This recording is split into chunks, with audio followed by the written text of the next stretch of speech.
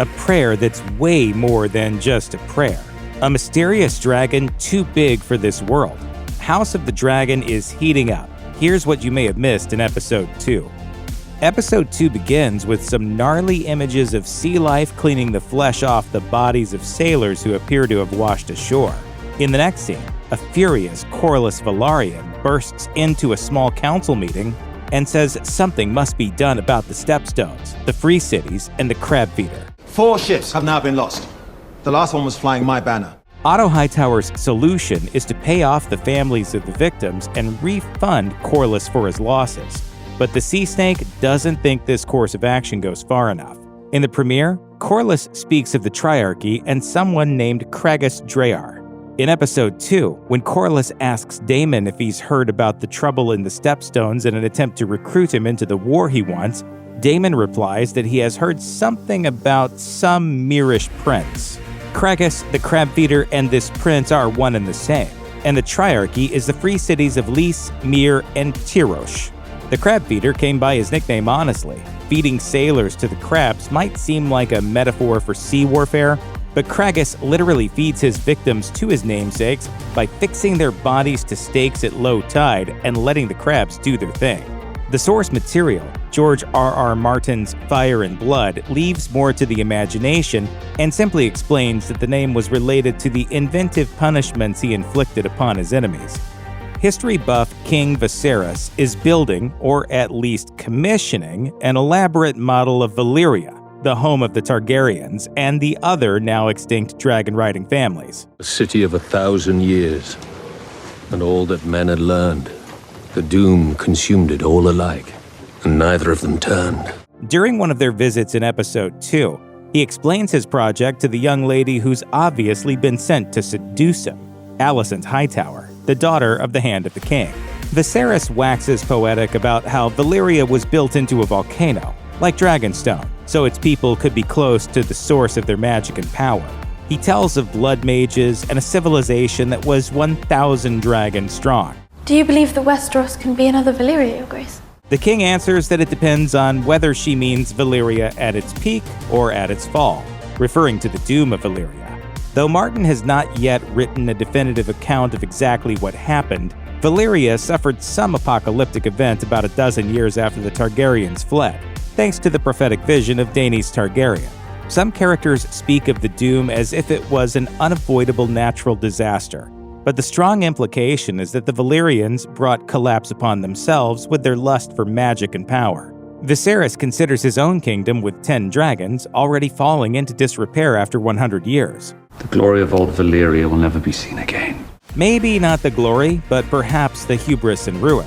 Viserys thinks ruling over peace means throwing feasts and tourneys, not making difficult but necessary decisions.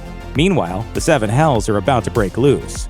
It's incredibly symbolic when he drops and breaks a dragon figurine and mistakes Alicent's ambition for kindness when she has it fixed. For thousands of years, the Valyrians were the best in the world at almost everything. And then they weren't. Episode 2 makes it clear that Alicent Hightower is a willing participant and not just a pawn in the schemes that revolve around her, though the nervous fingernail picking suggests she certainly has mixed feelings. The main plotline revolves around Alicent and her father Otto's efforts to convince Rhaenyra that her father, the king, should remarry, and to make sure he chooses the teenage Alicent over the 12-year-old Laena Velaryon, who's the better candidate on paper. To soften up her bestie, Alicent has to mediate the reconciliation between Rhaenyra and her father, who've barely spoken since her mother and brother's traumatic deaths. Step 1. Alicent takes her to the Sept to pray to the Seven in an attempt to get some closure about it. The scene is much more loaded with subtext and foreshadowing than it might seem upon first watch. The Hightowers are the lords of Old Town, where they were once the richest and most powerful family in Westeros. The faith of the Seven, the predominant religion in Westeros, also calls Old Town home, and the two entities are closely aligned. The Hightowers support the faith and vice versa, which increases both the noble family and the new religion's political influence. In contrast, the Targaryens have a tenuous relationship with the Seven. Publicly, they've converted, but really, they keep to their ancient customs and do their best to limit the Seven's role in the culture of Westeros. By getting Rhaenyra to bend the knee in prayer, Alicent is flexing her own strength and using the religion to which she's theoretically much more devoted than Rhaenyra for cynical purposes. What do I say? Whatever you wish. It's only for you and the gods to know.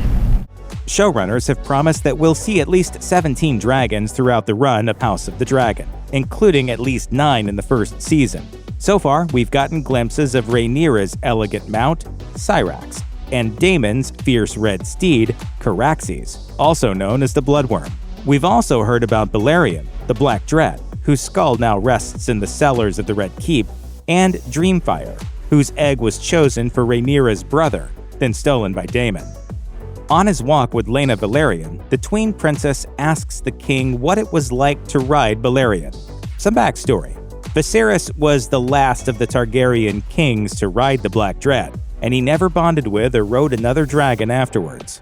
That means it's been quite some time since the king was on Dragonback, which is itself a symbol of his supposed weakness.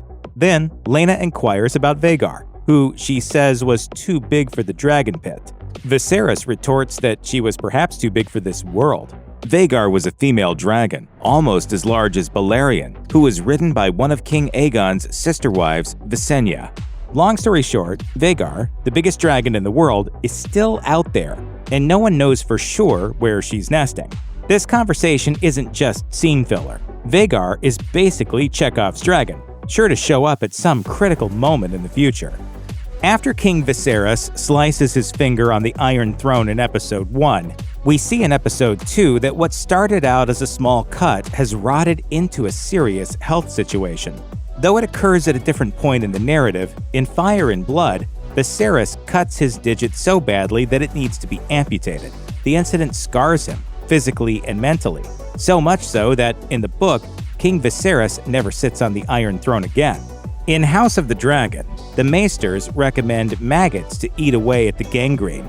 Both versions come to the same metaphorical conclusion. The wound will not heal. Viserys himself utters this exact phrase in another context later in the episode. Your mother's absence is a wound that will never heal. He adds that in Queen Aemma's absence, the Red Keep will never recover, and he's right. Had she lived, Viserys would have remained married to her and probably wouldn't have produced another heir. Rhaenyra's claim would be absolute, save for Daemon's insolence at being passed over. With Aemma out of the picture, King Viserys has to choose between two factions, one led by the Hightowers and one led by the Velaryons. Since neither side will ever accept the promotion of the other over their own interests, civil war is inevitable.